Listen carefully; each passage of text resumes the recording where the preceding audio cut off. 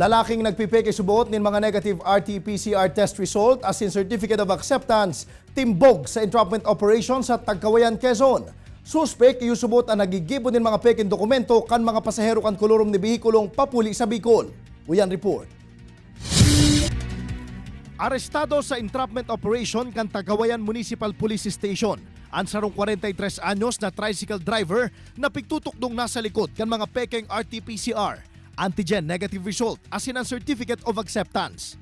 Ang suspect na si Jerry Florida ang pigaapodan kan mga van operators as in iba pang driver nganing magibo o magpaprint nin mga peking dokumento.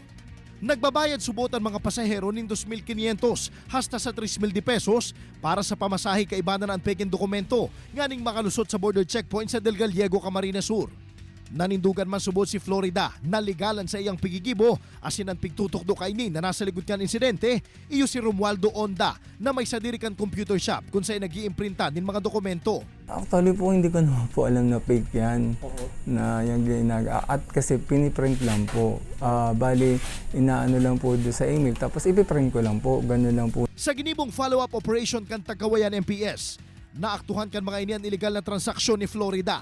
Sigun sa sarong pasahero, dahil niya subot aram na peke pala ang mga dokumento na pigbabayadan ninda. Yun nga po, yung papel daw po, yung antigen kit daw po. Antigen saka Parang all package daw po, yung wala na daw pong problema, yung 2.5 na yun, parang sila na daw po bahala. Sa ngunyan, pigpipreparar na ang kasong isusunad kontra sa suspek, mantang mapadagos pa subot ang investigasyon sa pagtubod na dakulpang kasabwat anasambitan ng suspetsyado.